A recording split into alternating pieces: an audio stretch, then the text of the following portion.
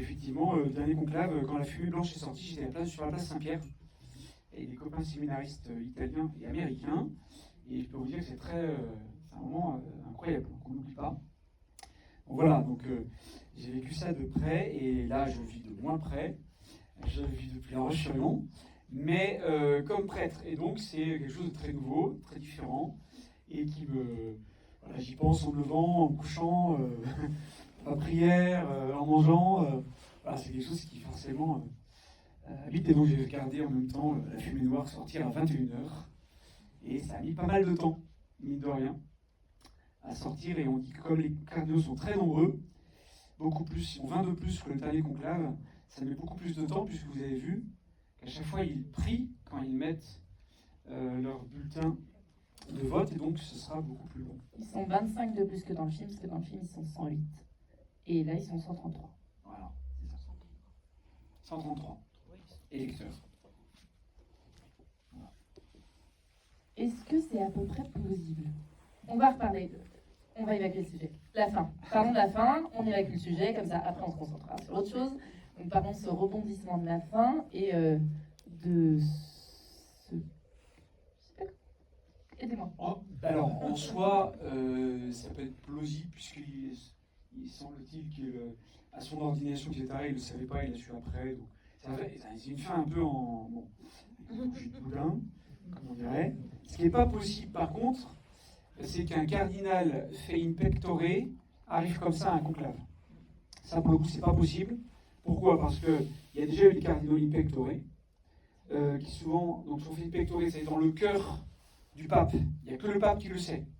Il le choisit dans son cœur et il ne le rend pas public pour ne pas le mettre en danger, parce que souvent c'est des cardinaux, notamment Pie XII l'a fait, Paul VI, Jean-Paul II, pour les cardinaux qui dans les pays où les chrétiens étaient persécutés, notamment des pays communistes ou des pays totalitaires, et donc il choisissait en Chine, ça arrivait, in pectore, sauf que normalement il faut que le pape, avant de mourir, dise officiellement qu'il a été fait cardinal in pectore. S'il ne le dit pas, avant de mourir, avec sa mort, il emporte le cardinal avec lui. C'est-à-dire que le cardinal n'est plus cardinal si ça n'a pas été officiellement annoncé avant la mort du pape. Ce qui est le cas ici, il n'a pas été annoncé avant. Donc en soi, même s'il y a une trace écrite, ce qui normalement n'existe pas, c'est pas possible historiquement. Voilà. Donc c'est un peu... Oui, dans le film, il y a des choses très plausibles, on va y revenir, je vais répondre à vos questions, mais il y a des éléments de thriller, voilà, de fiction pour mettre une ambiance, un côté policier, d'enquête, de rebondissement, etc. Ce qui est normal, sinon vous serez tous en train de dormir. Et donc, voilà, mais ça, pour le coup, il y a des éléments très exagérés, caricaturaux, pour mettre voilà, de l'ambiance. Avant de vous laisser la parole pour vos questions, vous et moi, on l'avait vu avant, ce film, quand il est sorti en décembre. Moi, personnellement, ça m'a fait autre chose, là, de revoir, de se dire que le conclave avait commencé, de sentir mon portable vibrer avec la fumée en plus, en même temps, quasiment au moment où la première fumée sort dans le film. C'est autre chose. Oui, je me suis fait la même réflexion. Je l'ai vu il y a 3 mois, je crois. Et de le revoir là, le premier jour d'entrée, le début du conclave. Donc de se dire, mais voilà, pendant qu'on le voyait, il mettait la fumée, voilà, en vrai, concrètement, à la Sixtine, au Vatican, à Rome. On les a vus prêter serment cet après-midi, voilà, exactement, exactement avec les mêmes paroles qu'ils ont dit, c'est exactement pareil, certains peut-être l'ont vu. Hein. D'ailleurs, si vous voulez voir la fumée, il faut vous ranger sur Vatican News direct, et vous avez la caméra branchée sur la cheminée tout le temps. Et tout à l'heure, il y a eu un goéland qui s'est mis devant la cheminée pendant une dizaine de minutes, juste aux environs de 20h, et donc plus personne ne pouvait voir la fumée. Voilà, et voilà, donc c'est vrai que ça fait quelque chose pour une entrée de conclave. Bien, maintenant on va essayer de... On va passer à vos questions. Il y a des micros dans la salle, donc ceux qui veulent des questions, toutes les questions sont possibles. Donc n'hésitez pas, une ici, Aimé. Bonsoir Aimé. Bonsoir M. Labbé. Est-ce que toutes les enquêtes réalisées sur les cardinaux, c'est-à-dire typiquement Tremblay, Adeyemi, est-ce que ce sont des enquêtes qui sont réalisables pendant le conclave? C'est-à-dire, est-ce qu'il peut vraiment demander à avoir ces éléments pendant même les réunions? Alors normalement non. Alors, les cardinaux sont des hommes, c'est des hommes pécheurs qui voilà, ont leur part d'ombre, etc. Mais ça semble un peu excessif. Et en tout cas, c'est pas possible pendant un conclave de voir ça. Parce que normalement, tout est bien fermé, tout est bouclé. Les médias en parlent, si vous avez suivi un peu les médias ces derniers jours. Et effectivement, c'est quasiment impossible. Mais là, pour l'enquête, pour le truc du film, il fallait pouvoir rendre cela possible. Et effectivement, en soi, non. Roland. Bonsoir mon père. Je voulais vous poser la question. On voit dans le film plein de cardinaux qui ont des préoccupations très différentes, des sensibilités très différentes, et très concrètes et actuelles, et j'oserais dire même mondaines. Et politiques, comment est-ce qu'ils arrivent à concilier leurs préoccupations temporelles pour garder une cohérence spirituelle et donner cela une ligne directrice cohérente à l'Église? Alors moi, c'est le reproche que je ferais au film, surtout, c'est qu'on ne voit pas les cardinaux ni prier, ni célébrer la messe. Alors qu'un conclave, c'est une liturgie. On célèbre un conclave. On dit célébrer un conclave. C'est une prière liturgique, très codifiée. Et donc, bien sûr, il y a des éléments du monde, et des éléments de sensibilité, de politique aussi, il ne faut pas le nier, ça fait partie de la vie de tout le monde, et aussi de cardinaux. Ce n'est pas des êtres éthérés, ce n'est pas des anges, quoi. Ils sont incarnés avec des réalités. Mais dans le film, c'est très caricatural, très exagéré, parce que c'est un peu manichéen. Il y a un peu les gentils libéraux, il y a les gens conservateurs, il y a un peu tous les clichés très, très appuyés pour que ce soit un peu binaire, quoi. Un peu binaire, donc c'est présent, il ne faut pas le nier. Il ne faudrait pas dire que tout ça est totalement impossible. Non, ça existe, mais là c'est très très fort, très appuyé, et pas vraiment réaliste dans les faits, dans ce qui se passe un conclave. Et normalement, alors, un truc qui m'a fait réagir, là, que j'avais pas, c'est quand il y a les résultats à la fin de chaque tour, on les voit qui parlent entre eux. Ça, c'est pas possible. C'est-à-dire que ça reste une prière, ils parlent en fait quand il y a les repas, ou un peu dans le bus, dans les cages d'escalier, etc. Oui, ça mais pas dans la chapelle Sixtine. Question? Bonsoir Monsieur l'abbé. Concrètement, qu'est-ce qui se passe si le scellé de la chambre du pape est brisé comme on l'a vu? Alors ça, c'est pas possible non plus. Le seul qui décèle le scellé, c'est le nouveau pape. Le nouveau pape va déceler donc les scellés qui sont sur la chambre du pape défunt. Et donc là, c'est digne du Moyen-Âge. Non, normalement, ça se fait pas. Non. J'imagine qu'il y a un certain nombre de procédures à respecter dans ce cas-là. Oui, parce que normalement, c'était vraiment arrivé, qu'est-ce qui serait arrivé au cardinal? Je ne peux pas vous dire parce que c'est un truc un peu irréaliste, donc je ne sais pas. Parce que le nouveau pape vient déceler avec des témoins, il y a toute une procédure, c'est hyper codifié tout ça, donc, et très ancien. Donc non, ça c'est un truc qui est pas réaliste. Mais ça fait partie de l'enquête, du suspense et tout ça. Alors, allez-y. Alors monsieur, puis le micro à monsieur. Ouais. Bonsoir mon père. Vous connaissez sans doute la petite histoire prêtée à un cardinal qui parlait à Napoléon Ier et qui lui dit: ah, sire, vous voulez détruire l'Église, vous n'y arriverez pas. Ça fait 1800 ans que nous essayons. Et nous ne sommes pas arrivés. Ouais. Alors, la question que je voulais vous poser, parce qu'on sait que dans l'histoire de l'Église, ça nous fait rire aujourd'hui, et ça n'a pas fait rire tout le temps. Notamment, par exemple, Luther, quand il est venu à Rome, ça a été parfois un peu chaotique. Alors, quel est canoniquement, ou en tout cas plutôt théologiquement, le rôle de l'Esprit Saint dans cette élection? L'élection, je connais un peu, mais celle-là, je ne connais pas très bien. Alors, je connais un peu l'Esprit Saint comme vous, mais c'est très subtil. D'abord, ce qui est intéressant avec les citations par rapport à Napoléon et le cardinal Consalvi de mémoire, c'est que, en fait, à travers les vicissitudes de l'histoire, à travers des hommes pécheurs, les cardinaux, comme tout le monde, peut-être plus que tout le monde, l'Église demeure et, mine de rien, l'Esprit Saint agit parce que, voilà, il y a même des cardinaux qui n'étaient pas très respectables ou des papes qui avaient des réputations moyennes, ont toujours tenu la foi, essayé de tenir des choses, même s'il y a eu des abus, aussi des échecs. On peut dire que l'Esprit Saint se sert de tout ça. C'est comme pour la rédaction des Écritures, hein.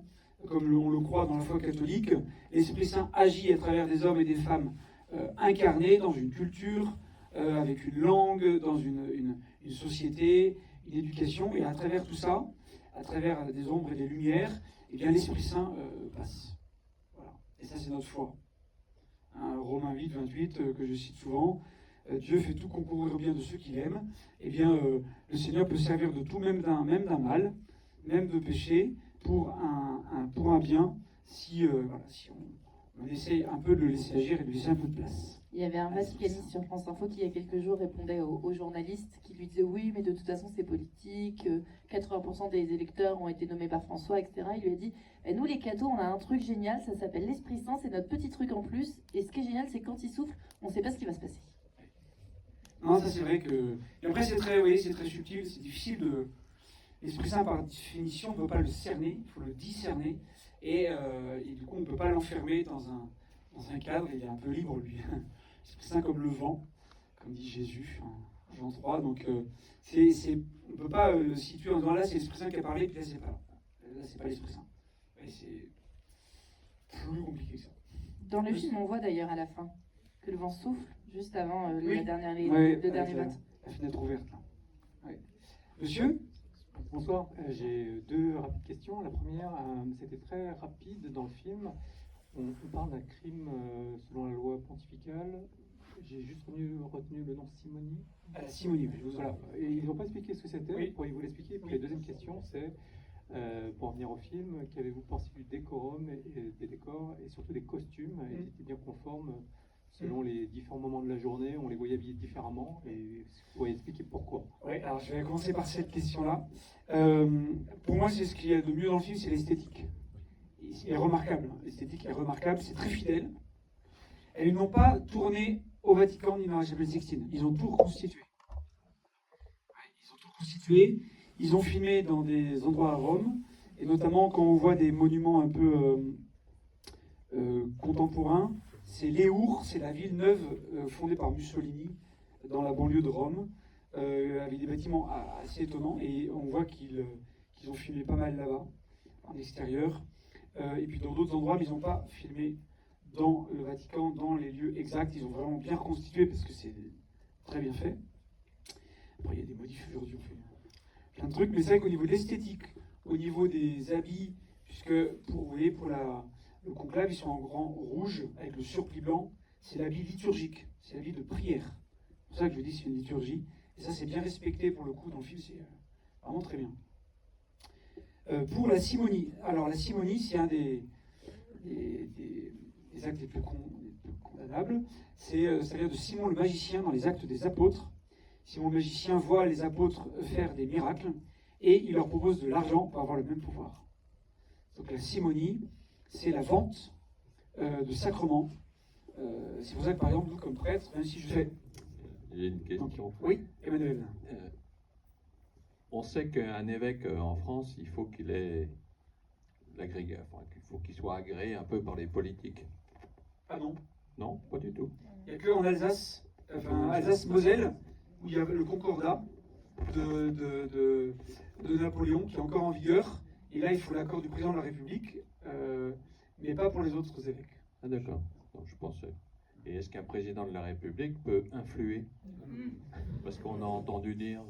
Oui, alors, en soi, il peut essayer, mais je pense que ça ne sert à rien. Hein. Concrètement, les cardinaux français sont 5 sur 133, enfin 6 en vérité. Il y a le cardinal archevêque d'Alger qui est français aussi, Lescaut.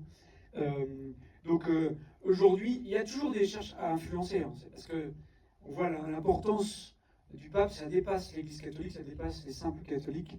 Donc on voit l'importance morale, même politique, il ne faut pas le nier. C'est même assez impressionnant de voir comment les médias réagissent par rapport à ça. Mais on n'est plus dans les vétos des empereurs austro-hongrois, le dernier en 1903, pour l'élection du pape. Hein. Vous savez, en 1903, le cardinal qui arrivait le plus en tête, eh bien, l'archevêque de Cracovie, cardinal de Cracovie, qui était dans l'Empire austro-hongrois, prévenait l'empereur d'Autriche-Hongrie pour lui dire qu'il y avait tel cardinal, c'était Rampolla, qui était vu un peu comme libéral, et l'empereur a mis son veto, l'empêchant de devenir pape. Ce qui fait qu'après les cardinaux, ne pouvant pas les lire, ont élu Sarto, le cardinal qui est devenu Saint-Pédis, et que Saint-Pédis, quand il a été élu, tout de suite il a dit terminé, plus de veto politique, il faut qu'on soit libre. Voilà. Ça, c'est la dernière fois qu'il y a eu vraiment une influence énorme de la politique dans l'élection d'un pape, donc il y a plus de 100 ans. Aujourd'hui, c'est un peu différent quand même. Il n'y a pas de veto. Question là-bas, oui. Oui, bonsoir. Bonsoir. Dans les candidats pour devenir pape, sait-on si certains d'entre eux sont ouverts au mariage des prêtres d'une part et à l'ordination des femmes d'autre part? Alors, il n'y a aucun cardinal qui est candidat. On n'est pas candidat, c'est vraiment pas une élection. Et très sincèrement, alors là, c'est un truc que j'ai bien aimé dans le film, c'est que on voit qu'il dit mais non, je veux pas être pape, c'est trop dur. Puis en même temps, on sent bien que bon, voilà, quand même. Alors qu'on sent un peu cette côté bon, voilà, orgueil, vanité de chacun, hein, même quand il y a une sorte de fausse humilité. Mais en vrai, ils veulent pas être pape parce que c'est un poids de dingue. C'est une charge morale et ils doivent en rendre compte devant Dieu un jour. Et ça peut être simple. Voilà. Donc première chose, pour répondre, il n'y a pas de candidat. Deuxième chose, en soi, on ne parle pas de mariage des prêtres, on parle de l'ordination d'hommes mariés. Hein, parce que dans l'Église, depuis toujours, à partir du moment où on est ordonné, on ne peut pas changer d'état. D'accord? On ne peut pas changer d'état de vie. Si on est marié, on reste marié. Voilà. Et si son épouse décède, on ne peut pas se remarier. Et puis si on est célibataire, on reste célibataire. Toujours. Il y a quelques cardinaux qui, Jean-Paul Vesco par exemple, le cardinal archevêque d'Alger, ou d'autres, ont dit qu'ils étaient plutôt favorables au fait qu'il y ait plus d'hommes mariés qui soient ordonnés. C'est déjà le cas dans l'église catholique. Hein. L'église maronite, gréco-catholique d'Ukraine, et d'autres, des églises plutôt orientales, il y a des hommes mariés qui deviennent prêtres. Voilà. Et l'Église catholique latine romaine garde la référence du célibat. Et en soi, s'il y a quelques cardinaux qui émettent la possibilité d'ordonner davantage d'hommes mariés comme prêtres, la grande majorité, même tous, pensent que la règle doit rester quand même le célibat.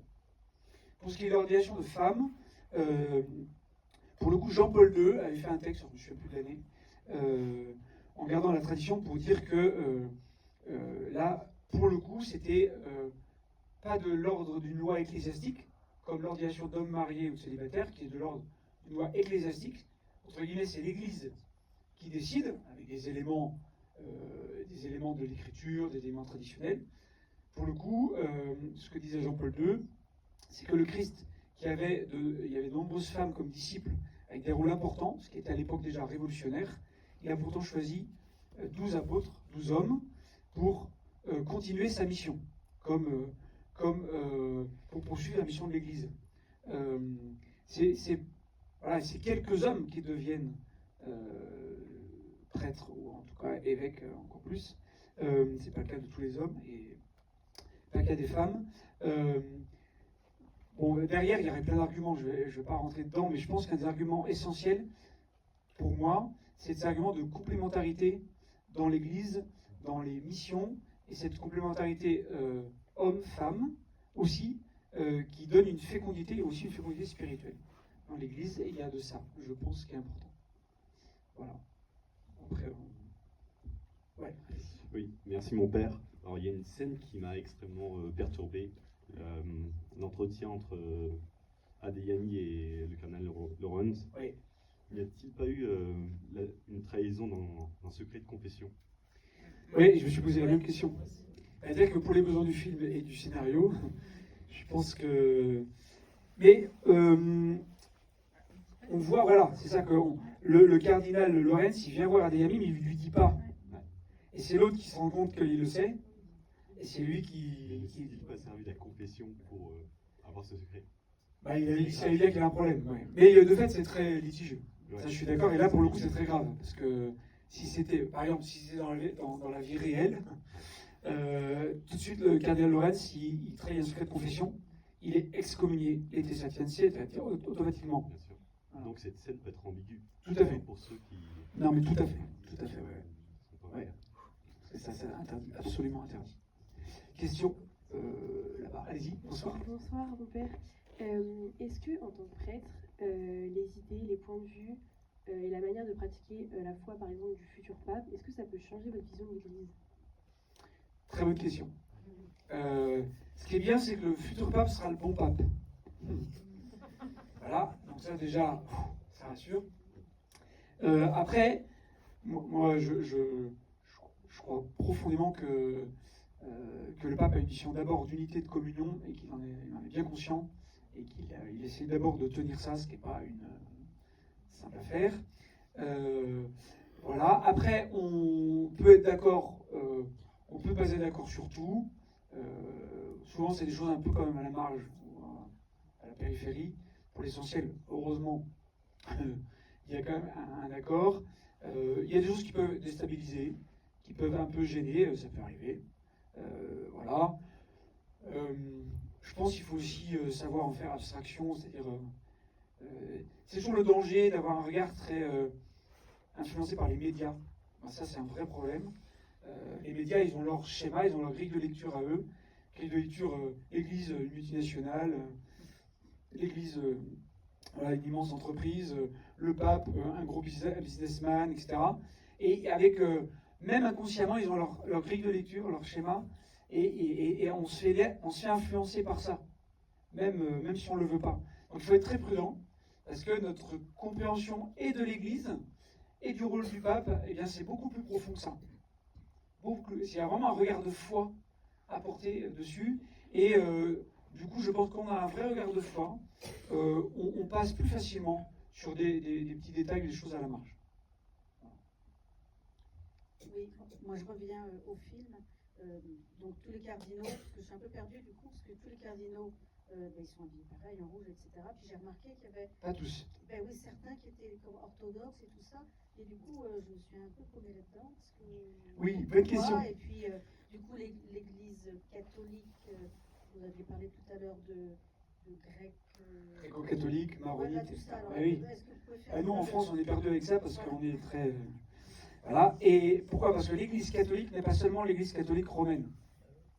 L'Église catholique, le mot catholique veut dire, c'est en 3 dimensions, c'est tout l'univers, donc l'espace, de tous les temps, toutes les époques, et de toute la foi, entièrement toute la foi. Donc c'est ça catholique. Et donc dans l'Église catholique, il y a de très nombreux rites. Il n'y a pas que le rite latin romain que nous avons nous. Moi j'ai vécu en Inde. En Inde, vous avez 3 rites catholiques. Et on voit dedans un des patriarches, Siromalabar ou Siromalankara. Il y a des rites syriaques, des rites maronites, des rites chaldéens, des rites coptes, des rites... Voilà. Donc, dans l'Église catholique, il y a de nombreuses réalités, et ils ont des patriarches qui sont parfois faits cardinaux par le pape. Et là, c'est le cas. Par exemple, le plus jeune cardinal au conclave, il a mon âge, 45 ans. C'est-à-dire qu'il va faire des conclaves, lui. Hein. Il va faire des conclaves, sauf s'il est le pape. Alors du coup, on en reprend un moment. Et il est responsable des gréco-catholiques ukrainiens d'Australie. Vous voyez? Ça, c'est la grandeur de l'Église catholique. Alors, il y en a partout. Effectivement, il y a énormément de diversité. Parfois, on oublie ça. Grande diversité dans l'Église catholique, dans les rites liturgiques et dans les églises locales. Voilà, parce que c'est les grandes traditions, notamment orientales. C'est pas trop montré, c'est pas tellement montré dans les médias.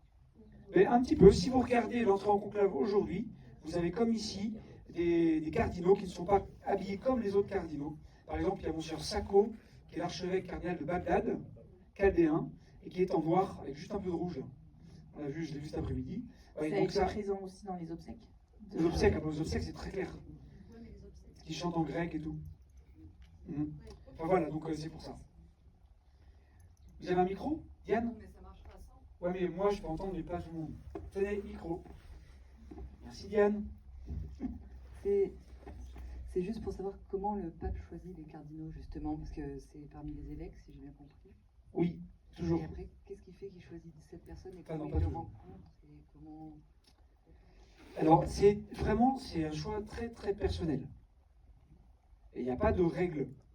Il il y a des cardinaux qui sont faits par titre honorifique. Souvent, ça va être des grands théologiens, des grands professeurs, des grands prédicateurs.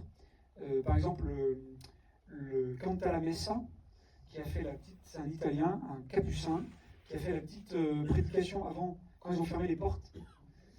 Lui, il a plus de 80 ans, il n'est pas évêque, il est juste prêtre religieux, mais c'est un grand prédicateur de la maison pontificale. Il a été fait cardinal, un peu par titre honorifique. Là, par exemple, dans les cardinaux, les 133 électeurs, c'est la première fois qu'on a autant de cardinaux qui ne sont pas européens, donc du monde entier, qui ne se connaissent pas. Sauf que le pape François ne les a jamais réunis tous ensemble pour travailler ensemble, jamais. Donc c'est un peu pour ça que c'est une part d'inconnu. Et puis on dit que le pape François marchait beaucoup au coup de cœur. C'est-à-dire qu'il y a l'intuition. Voilà, c'est un Sud-Américain, donc un latin. Il a marché à l'intuition, il a nommé comme ça des cardinaux. Beaucoup, 80% des cardinaux électeurs ont été nommés par le pape François en 12 ans, ce qui est énorme. Mais il y a, à part quelques-uns qui connaissaient un petit peu, du monde argentin ou brésilien, sud-américain, pour le reste, il marchait pas mal à l'intuition. Voilà, comme il le sentait un peu, quoi. Et il est créé. Alors, on crée un cardinal, le pape crée un cardinal, c'est ça le terme exact. Ils sont créés. Et il entendait parler de la personne, et donc après il se disait tiens. Alors, mais en fait, on ne sait pas exactement. Parce qu'il dit, il ne justifie pas, il ne motive pas son choix. Il est choisi, il ne dit pas pourquoi. Il est choisi. Ils sont faits cardinaux. Et pour information, donc les cardinaux sont tous en charge d'une église à Rome. Quand vous êtes dans les églises à Rome, vous avez les armoiries d'un côté du pape et de l'autre côté du cardinal en charge en titre de cette église. Pour signifier quoi? Pour signifier que ce sont les prêtres qui tiennent les églises de Rome, les prêtres de Rome, qui élisent leur évêque, qui choisissent leur évêque. C'est ça le sens, puisque le pape est d'abord l'évêque de Rome. Hein? Donc ça, c'est une chose assez intéressante. Voilà. Alors, prenez des micros, parce qu'il y a plein de mains qui se lèvent. Je suis désolé, Maurice. Après, allez-y. Oui, bonjour. Petite question. Pourquoi, depuis quand les papes, les évêques, les cardinaux, pardon, qui ont plus de 85 ans ne peuvent pas voter? 80 ans. 80 ans, pardon. 80 ans. Paul VI. Paul VI qui a décidé ça dans les années 1970. Est-ce qu'il y a une limite à ce que un pape nomme des cardinaux? Puisque là, on voit que le nombre augmente. Oui, exactement. Alors ça, c'est une bonne question. Normalement, le nombre, c'est autour de 120. C'est-à-dire que quand il y avait 120 cardinaux, puis il passe 80 ans. Par exemple, il y a un cardinal indien qui a eu 80 ans le 19 avril. Pas de bol. Hop, il passe son tour. Le Pas de bol. cardinal Peut-être tant mieux Sarah, ça pour sera lui. le 15 juin. Voilà, 15 juin. Donc, quand il y a de plus en plus de cardinaux qui ont plus de 80 ans, qui ne sont plus électeurs, normalement, le pape en nommait d'autres. Il ne nomme pas tout le temps, donc il le fait 1 à 2 fois par an et encore, lors de consistoires. Et donc, le dernier conclave, en 2013, ils étaient 112. Donc moins que 120. En fait, c'est ça, 120, c'est un peu le chiffre. Et donc là, comme ils étaient normalement 136, mais il y en a 2 pour raison de santé, ils ne peuvent pas venir, Canizares en Espagne et un cardinal de Kenya, et puis que Betchou, pour des raisons judiciaires, ne vient pas, ils sont 133. Les cardinaux, en congrégation générale, ont fait un texte en disant le pape François n'a pas respecté la ligne, mais on accepte le fait que le chiffre soit de 133 cardinaux électeurs. Ils ont fait un texte pour le reconnaître. Parce qu'ils auraient pu dire, ben non, c'est 120, donc il faut qu'on en élimine 12. Et on fait courte paille, ou un truc, toi. Ils auraient pu décider ça, hein. Ils auraient pu le faire, ça aurait pu marcher. Voilà. Bonsoir, mon Bonsoir. père. À votre avis, quelle sera la priorité, question piège, de ce nouveau pontificat? Ah, alors là, alors je ne m'appelle pas Nostradamus. Oui. Non, là, moi je pense que le premier rôle du pape, c'est vraiment de garder l'unité et la communion de l'Église. Il y a beaucoup de diversité, pas seulement de langue, de culture, de réalité humaine, mais c'est aussi de sensibilité, de spiritualité, vous voyez, hein, c'est plein de réalités différentes. Et donc, le pape, sa première mission, c'est de garder l'unité dans l'Église et la communion avec tous les évêques. C'est sa première mission. Voilà. Et donc, parfois, ça tire dans un sens, ça tire dans l'autre, il faut arriver à garder ça. On sait que le pape François avait une grande personnalité, il était quelqu'un d'assez, du coup, à sens pastoral et aussi politique, une autorité forte, parfois un peu autoritaire, pour avancer. Ce qui fait qu'il y a eu aussi parfois quelques blessures ou quelques déceptions. Donc il y aura peut-être ça qu'il va falloir allier, mais ça c'est de tout temps, de tout pontificat. Voilà, et il faut dire que le prochain pape, il sera le 267e successeur de Saint-Pierre, pas du pape François, successeur de Saint-Pierre. C'est-à-dire que, bien sûr, il y a de la continuité, après il vient avec sa personnalité, chacun a sa personnalité, son histoire, son parcours, et donc il va apporter une touche en plus dans une continuité. Hein, mais en étant successeur d'abord de Saint-Pierre, pour garder l'unité des évêques, l'unité de toute l'Église, et la communion, c'est ça le plus important. Alors, Maurice, oui. Vous avez dit que chaque cardinal avait une église à Rome. Il y a combien d'églises à Rome? 1000. À Rome, entre les églises paroissiales, les basiliques mineures, les basiliques majeures, les chapelles, etc., vous en avez... Moi, j'ai vécu 4 ans à Rome. Je n'ai pas fait le quart. Donc, il y a énormément d'églises. Ouais, tout à fait. Elles n'ont pas le même statut, par contre, mais elles ont beaucoup d'églises. On va prendre une dernière question. Ou pas. Ah, il y a plus de questions. Ah, allez.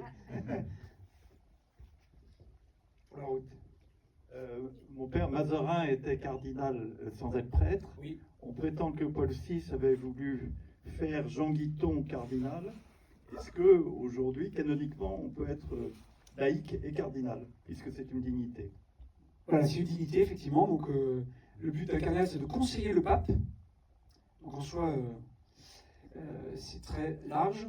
Je pense qu'en théorie c'est possible, mais je pense qu'en pratique c'est un peu compliqué. Mais je pense que c'est pas possible. Là, pour le coup, canoniquement, je suis pas un expert, donc je pourrais pas vous répondre en détail. Mais effectivement, dans l'histoire, il y a eu beaucoup de liberté. Et Mazarin était cardinal sans être prêtre, comme Richelieu a menti sur son âge pour être ordonné évêque à 23 ans. Voilà, donc c'est pas... Voilà. Comme ça. L'histoire de l'Église faite d'hommes, une sainte Église de pécheurs. Voilà. Et ce que disait le pape François, j'aime beaucoup, à des journalistes qui lui disaient mais comment vous définiriez qui vous êtes? Il disait je suis un pécheur pardonné. C'est l'expérience de la miséricorde de Dieu qui construit, qui façonne, qui touche et qui est quand même le cœur de tout. Et je pense que les cardinaux en ce moment, c'est le cardinal Lustiger qui disait je redoute un jour de participer à un conclave. Parce que c'est quand même une charge énorme, c'est un choix énorme qu'ils ne peuvent pas mesurer dans son ensemble.